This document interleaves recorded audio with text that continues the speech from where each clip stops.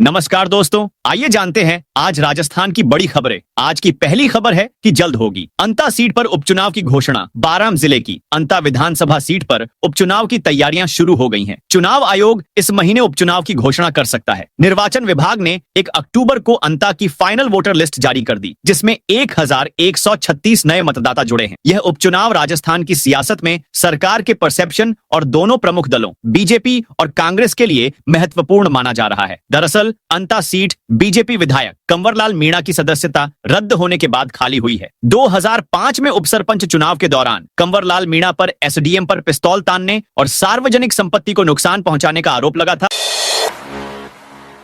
राजस्थान में मेरी पॉलिसी मेरे हाथ अभियान शुरू। प्रधानमंत्री फसल बीमा योजना के तहत देश भर में खरीफ 2025 की 8,71,00,000 बीमा पॉलिसियां करवाई गई हैं, जिनमें से 2,16,00,000 यानी 25% पॉलिसियां अकेले राजस्थान की हैं। यह जानकारी कृषि मंत्री डॉक्टर किरोड़ी लाल मीणा ने दी। उन्होंने बुधवार को पंत कृषि भवन में किसानों को प्रधानमंत्री फसल बीमा योजना की पॉलिसियों का वितरण कर खरीफ 2025 की मेरी पॉलिसी मेरे हाथ अभियान की शुरुआत। कृषि मंत्री ने बताया कि किसानों को बीमा के प्रति जागरूक करने के लिए पूरे प्रदेश में ग्राम पंचायत मुख्यालय पर शिविर लगाकर 1 से 31 अक्टूबर तक घर घर पॉलिसियों का वितरण किया जाए। बीकानेर में खुला राजस्थान का पहला विधायक जन सुनवाई केंद्र। भाजपा प्रदेशाध्यक्ष एवं राज्यसभा सदस्य मदन राठौड़ ने बीकानेर पश्चिम विधानसभा क्षेत्र में प्रदेश का पहला विधायक जन सुनवाई केंद्र शुरू करने की घोषणा की। इस केंद्र के माध्यम से आमजन अपनी समस्याएं रख सकेंगे और उन्हें समयबद्ध निस्तारित करने का प्रयास किया जाएगा। नया शहर थाने के पास जलदाय विभाग कार्यालय में स्थापित इस केंद्र में प्रदेशाध्यक्ष मदन राठौड़ ने कहा कि यह केंद्र सरकारी योजनाओं को पात्र लोगों तक पहुंचाने, जन सुनवाई करने और समस्याओं के समाधान में मदद करेगा। प्रदेश भर में ऐसे केंद्र स्थापित किए जाएंगे जिससे जनता और जनप्रतिनिधि के बीच सीधा संवाद स्थापित हो सके। राजस्थान के 10 लाख बिजली उपभोक्ताओं को लगा बड़ा झटका। राजस्थान में फ्री बिजली के नए मॉडल पीएम सूर्य घर मुफ्त बिजली योजना में उन उपभोक्ताओं पर तलवार लटक गई है जिनके पास सोलर पैनल लगाने के लिए छत नहीं है। डिस्कॉम ने शुरुआत में ऐसे 10 लाख उपभोक्ताओं के सोलर पैनल सामुदायिक रूप से एक जगह लगाने का प्लान तैयार किया था, लेकिन नवीन एवं नवीकरणीय ऊर्जा मंत्रालय ने संशोधित गाइडलाइन का हवाला देते हुए अनौपचारिक रूप से इसके लिए मना कर दिया। पुलिस खेलकूद प्रतियोगिताएं वापस शुरू होंगी। राजस्थान पुलिस के जवानों और अधिकारियों के लिए खुशखबरी है। कोरोना महामारी और चुनावी, लोकसभा और विधानसभा व्यस्तताओं में राजस्थान में 4 साल से ठप पड़ी पुलिस खेलकूद प्रतियोगिताएं वापस शुरू होंगी। जिला और रेंज स्तर पर करीब 20 तरह के खेल खेलने को अक्टूबर से पुलिसकर्मी मैदान में उतरेंगे। राजस्थान पुलिस के मुख्य खेल अधिकारी एवं महानिदेशक आर्म्ड बटालियंस आनंद श्रीवास्तव ने इस संबंध में आदेश जारी किए हैं।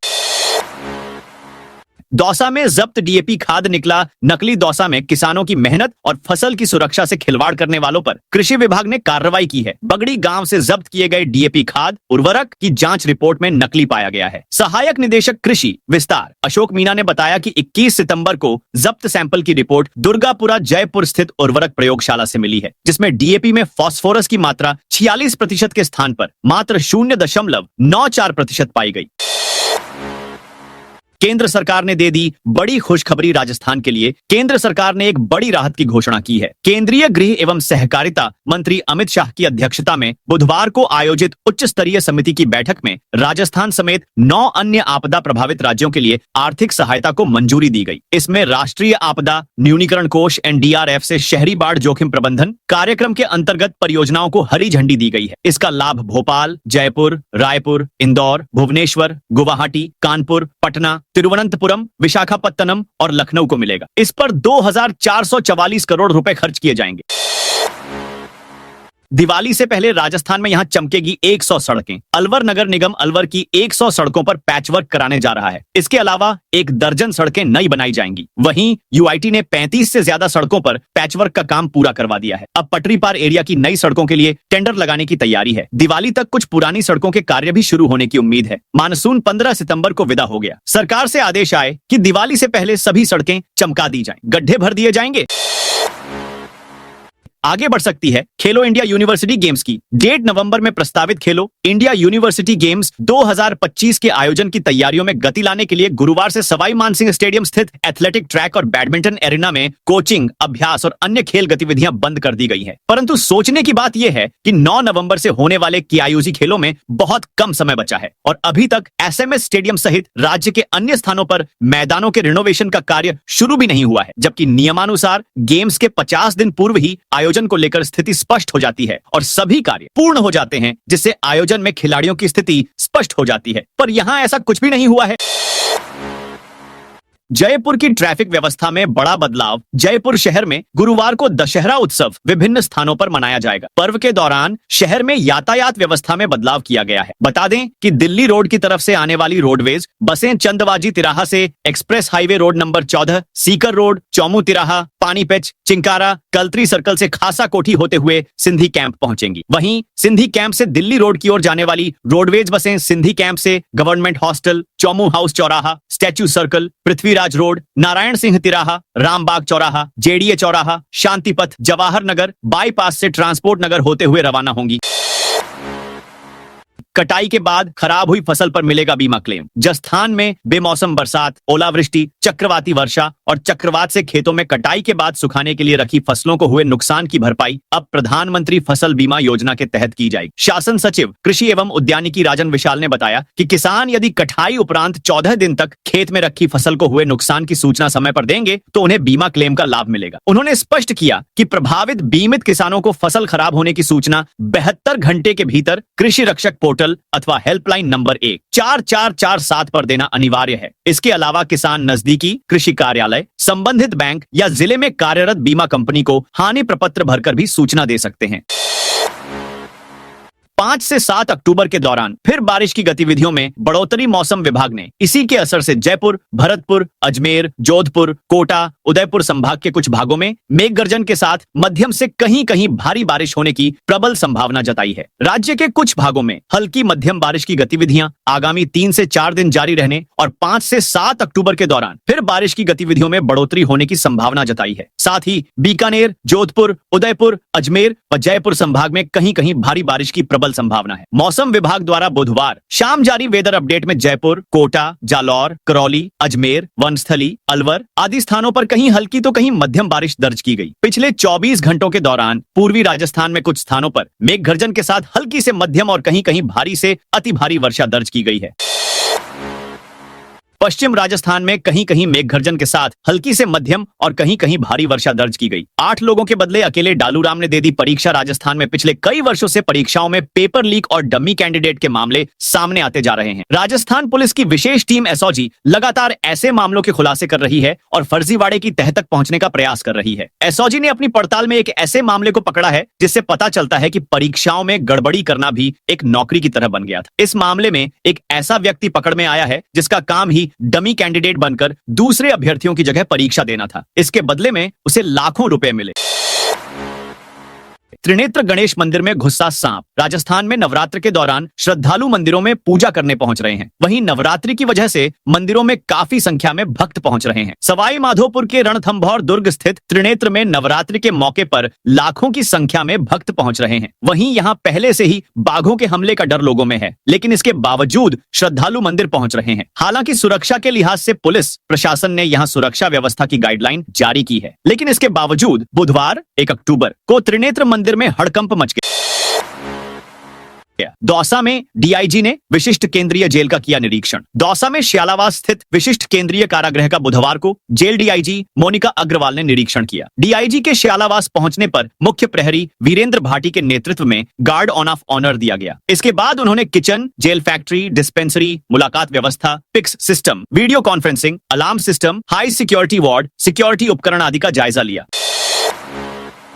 जोधपुर में स्पा सेंटर पर दबिश। 15 गिरफ्तार। जोधपुर में स्पा सेंटर की आड़ में अवैध गतिविधियां बढ़ने लगी हैं। इसी को लेकर पुलिस की ओर से अभियान चलाया जा रहा है। शास्त्री नगर थाना क्षेत्र में पुलिस ने अवैध स्पा सेंटर पर कार्रवाई कर 15 लोगों को गिरफ्तार किया है। शास्त्री नगर थाना अधिकारी जुल्फिकार के नेतृत्व में पुलिस ने स्काई स्टेप और एशियन सागा स्पा सेंटर पर दबिश दी गई। इस दौरान 7 लड़के और 8 लड़कियां संदिग्ध मिली। पूछताछ के दौरान सभी आक्रोशित होकर न्यूसेंस करने लगे। इस पर पुलिस ने उन्हें शांति भंग की धाराओं में गिरफ्तार किया। इस इस दौरान 3 विदेशी महिलाएं भी पाई गईं, जिनके सी फॉर्म नहीं भरवाए गए। कोटपूतली में साइबर जागरूकता अभियान पर बैठक। कोटपूतली में साइबर जागरूकता अभियान को लेकर बैठक हुई। जिला पुलिस अधीक्षक देवेंद्र कुमार बिश्नोई की अध्यक्षता में यह बैठक एएसपी कार्यालय में हुई, जिसमें पुलिस और विभिन्न विभागों के अधिकारियों ने भाग लिया। इस माह जिले में साइबर जागरूकता अभियान चलाया जाएगा। बैठक में कोटपूतली मुख्यालय के ईएसपी वैभव शर्मा और नियमराणा की ईएसपी शालिनी राज सहित जिले के सभी वृत्ताधिकारी, थानाधिकारी, बैंक अधिकारी, सीएमएचओ और शिक्षा विभाग के अधिकारी मौजूद रहे। राजस्थान के खिलाड़ियों इंटरनेशनल क्रिकेट खेलने का मौका। क्रिकेटर बनने का सपना देखने वाले खिलाड़ियों के लिए खुशखबरी है। Dream cricket talent foundation DCTF ने देश भर में टैलेंट सर्च प्रोग्राम शुरू किया है। राजस्थान के हर जिले में क्रिकेट टैलेंट हंट आयोजित किया जाएगा। इसकी शुरुआत राजधानी जयपुर से 6 अक्टूबर 2025 को होगी। इस टैलेंट हंट में सिलेक्ट होने वाले खिलाड़ियों को फाउंडेशन की ओर से बेहतर ट्रेनिंग, कोचिंग और क्रिकेट किट दी जाएगी। इतना ही नहीं, उन्हें नेशनल और इंटरनेशनल लेवल पर खेलने का मौका भी मिलेगा। जैसलमेर में सागर मावर PCC ऑब्जर्वर नियुक्त कांग्रेस ने संगठन सृजन अभियान के तहत राजस्थान के 30 जिलों में ऑब्जर्वर नियुक्त किए हैं। राजस्थान कांग्रेस प्रदेश प्रभारी सुखजिंद्र सिंह रंधावा और प्रदेश अध्यक्ष गोविंद सिंह डोटासरा ने ये नियुक्तियां की हैं। जैसलमेर जिले के लिए सागर मावर को PCC ऑब्जर्वर बनाया गया है। सागर मावर ICC के सचिव के साथ मिलकर जिला अध्यक्ष के चयन की प्रक्रिया में समन्वय की भूमिका निभाएंगे। यह नियुक्ति संगठन को मजबूत करने के उद्देश्य से की गई है।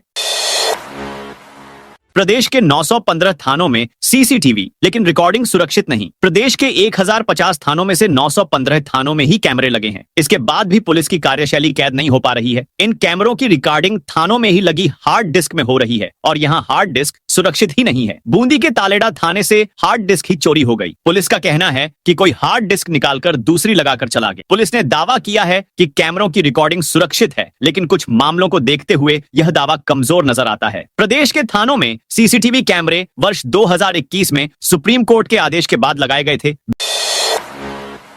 Back to bank system active होने से बारिश की संभावना। 4 माह तक भरपूर बरसकर मानसून तो विदा हो चुका है, लेकिन बारिश का दौर अब भी जारी है। मौसम विभाग का कहना है कि बारिश पूरे हफ्ते होगी। इसके बाद एक नया सिस्टम एक्टिव होगा। बैक टू बैक सिस्टम से अक्टूबर में 15 दिन सामान्य से ज्यादा बारिश के आसार है। इस दौरान तापमान कम होने से सुबह शाम हल्की सर्दी का एहसास होगा। नवंबर के पहले हफ्ते में पारे में अधिक गिरावट के बाद सर्दी का सीजन शुरू होगा। एलिवेटेड रोड के पार्टीशन को 5 दिन में हटाए उदयपुर नगर निगम के अफसरों और इंजीनियरों की टीम ने एलिवेटेड रोड के कामों का बुधवार को निरीक्षण किया। नगर निगम आयुक्त अभिषेक खन्ना के साथ टीम ने उदयपुर से सिटी रेलवे स्टेशन तक चल रहे एलिवेटेड रोड के कामों की प्रगति को देखा। इस दौरान अलग अलग पॉइंट पर वे रुके और काम की जानकारी ली। आयुक्त खन्ना ने एलिवेटेड रोड के पिलर निर्माण के दौरान रखे गए पार्टीशन को अगले 5 दिन में हटाने के निर्देश दिए हैं। उन्होंने देखा कि किसी स्थान पर आवश्यकता नहीं होने पर भी पार्टीशन रखे हुए हैं, जिस कारण मार्ग अवरुद्ध होने से यातायात जाम की समस्या हो रही है। डूंगरी बांध को लेकर विरोध तेज। राजस्थान में सवाई माधोपुर जिले में बनने वाले डूंगरी बांध को लेकर विरोध तेज हो गया है। विधानसभा उपचुनाव के दौरान थप्पड़ कांड से चर्चा में आए नरेश मीणा ने अब डूंगरी बांध के विरोध में बड़े आंदोलन का ऐलान कर दिया है। साथ ही उन्होंने कहा कि डूंगरी बांध के बहाने सरकार 76 गांवों को उजाड़ने पर तुली है, इसे बर्दाश्त नहीं करेंगे। देवली उनियारा से निर्दलीय प्रत्याशी रहे नरेश मीणा मंगलवार देर रात अचानक डूंगरी गांव पहुंचे, जहां उन्होंने डूंगरी बांध पर ग्रामीणों से चर्चा के बाद बुधवार सुबह भूरी पहाड़ी गांव पहुंच डूंगरी बांध विरोध आंदोलन को लेकर ग्राम सभा में भाग लिया। नरेश के आने की खबर मिलते ही प्रशासन सकते में आ गया। पुलिस प्रशासन के अधिकारी दूर से ही नरेश की गतिविधियों पर नजर बनाए रहे। झुंझुनू में 10 गांव शहरी सीमा में हुए शामिल। झुंझुनू में नगर परिषद के परिसीमन का प्रस्ताव आखिरकार चौथी बार राज्य सरकार ने मंजूर कर दिया है। स्वायत्त शासन विभाग ने इस संबंध में गजट नोटिफिकेशन भी जारी कर दिया है। अब नगर परिषद की सीमा में 10 राजस्व गांव और शामिल हो गए हैं और परिषद की कुल आबादी 2011 की जनगणना के आधार पर 1,28,000 आंकी गई है। इसी आधार पर कुल 60 वार्ड बनाए गए हैं। उल्लेखनीय है कि पूर्व में भेजे गए प्रस्तावों को राज्य सरकार ने 3 बार लौटा दिया था, लेकिन चौथी बार भेजे गए प्रस्ताव को मंजूरी मिल गई। चांदी की कीमत 1.5 लाख पार पहुंची। विजयदशमी के मौके पर भारत में सोने और चांदी की कीमतों ने सारे रिकॉर्ड तोड़ दिए हैं। गुरुवार को सोने की कीमत 1,20,000 रुपए से ज्यादा हो गई, जबकि चांदी की कीमत 1,800 रुपए बढ़कर 1,50,000 रुपए प्रति किलो से अधिक हो गई। सर्राफा व्यापारियों का कहना है कि अंतर्राष्ट्रीय बाजार में अस्थिरता और भारत में त्योहारी सीजन के कारण यह उछाल आया है। 12 लाख रुपए के नकली नोट के साथ पति पत्नी गिरफ्तार। झालावाड़ और चंडीगढ़ पुलिस ने झालरापाटन में एक मकान से 12,20,000 रुपए के नकली नोट बरामद किए हैं। पुलिस ने पति पत्नी को गिरफ्तार कर नकली नोट बनाने का सामान जब्त किया है। आरोपी कुरियर से अपनी गैंग के सदस्यों को नकली नोट भेजते थे। कोटपूतली के आंगनबाड़ी केंद्रों और स्कूलों में होगी मरम्मत। कोटपूतली विधानसभा क्षेत्र में आंगनबाड़ी केंद्रों और सरकारी स्कूलों के कक्षों की मरम्मत के लिए 72 लाख रुपए की राशि स्वीकृत की गई है। ये राशि राज्य सरकार द्वारा एसडीआरएफ फंड से जारी की गई है। ये स्वीकृति विधायक हंसराज पटेल की अनुशंसा पर प्रदान की गई है। इस पहल से क्षेत्र में शिक्षा और बाल विकास को बढ़ावा मिलने की उम्मीद है। विधायक हंसराज पटेल ने इस निर्णय के लिए मुख्यमंत्री भजन लाल शर्मा, उप मुख्यमंत्री दिया कुमारी और शिक्षा मंत्री मदन दिलावर का आभार व्यक्त किया। उन्होंने बताया कि ये कदम बच्चों को बेहतर शैक्षणिक वातावरण उपलब्ध कराने में सहायक सिद्ध होगा। जैसलमेर नगर परिषद स्वच्छता रैंकिंग में दूसरे स्थान हासिल करने पर पुरस्कार प्राप्त किया। गुरुवार को जयपुर में आयोजित हुए एक समारोह में राजस्थान के राज्यपाल हरिभाऊ बागड़े और यूडीएच मंत्री झब्बर सिंह खर्रा ने सम्मानित किया। स्वच्छता रैंकिंग में सीकर पहले और जैसलमेर नगर परिषद दूसरे स्थान पर रही है। जयपुर में राजस्व अधिकारी पवन कुमार और सफाई अधिकारी चूनाराम ने राज्यपाल के हाथों सम्मान ग्रहण किया।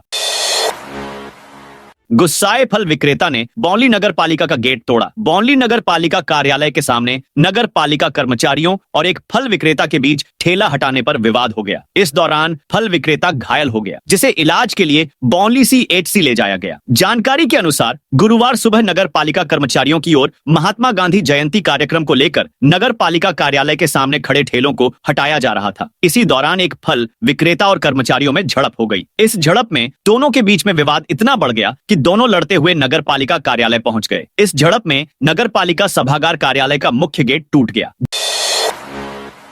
जयपुर सहित 24 जिलों में आज तेज बारिश का अलर्ट। मानसून की विदाई के बाद से बारिश का एक और दौर शुरू हो गया। आज भी 24 जिलों में तेज बारिश की संभावना है। मौसम केंद्र जयपुर के अनुसार 3 और 4 अक्टूबर को बारिश थोड़ी धीमी होगी। इसके बाद 5 से 7 अक्टूबर से फिर से तेज बरसात होगी। इस बार ये बारिश वेस्टर्न डिस्टर्बेंस के कारण होगी। लगातार बरसात के कारण दिन और रात के तापमान में भी गिरावट दर्ज की गई है।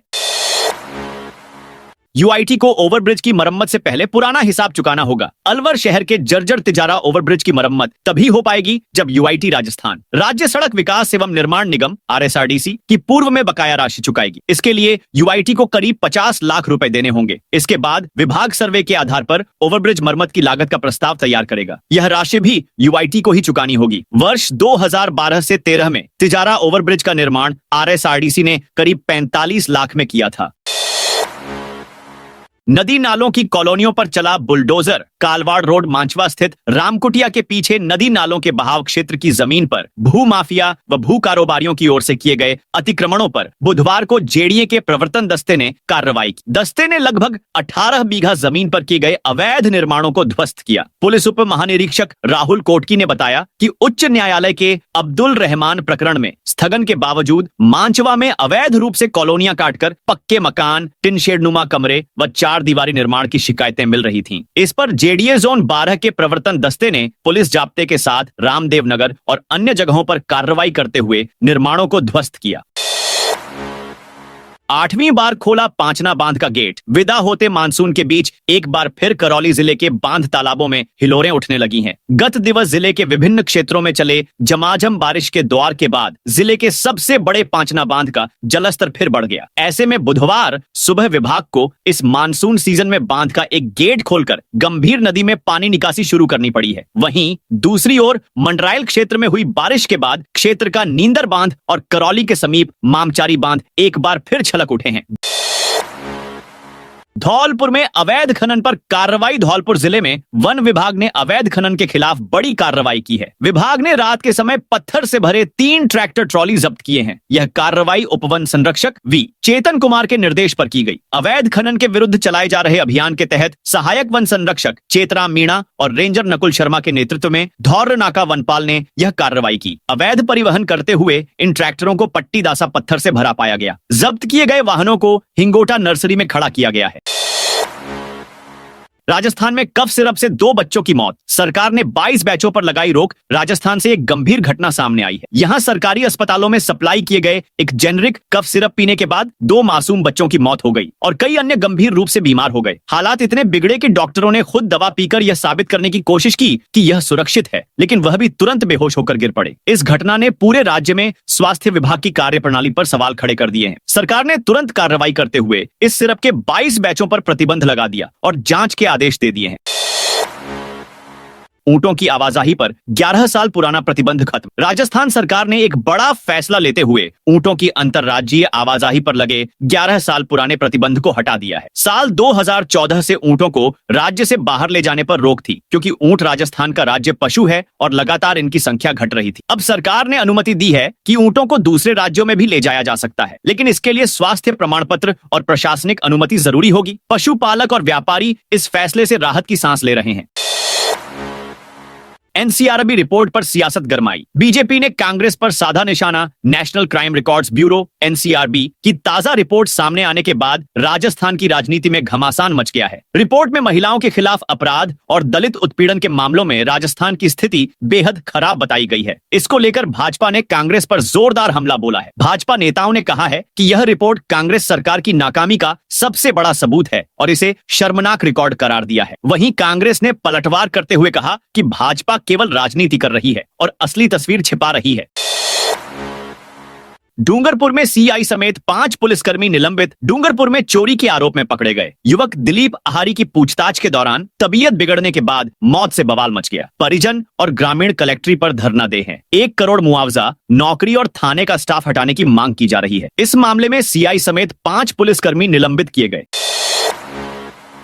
474 करोड़ की लागत से जोधपुर स्टेशन का होगा कायाकल्प। जोधपुर रेलवे स्टेशन का 474 करोड़ रुपए की लागत से रीडेवलपमेंट का काम तेजी से हो रहा है। इसके तहत स्टेशन के दूसरे प्रवेश द्वार की इमारत को प्लेटफॉर्म नंबर 6 से जोड़ने वाला पहला फुट ओवरब्रिज FOB तैयार हो गया है। जोधपुर मंडल के DRM अनुराग त्रिपाठी ने बताया कि अमृत भारत स्टेशन योजना के तहत यह काम चल रहा है। दूसरे प्रवेश द्वार की इमारत बनकर तैयार है और अब इसे सभी प्लेटफॉर्म से जोड़ा जा रहा है।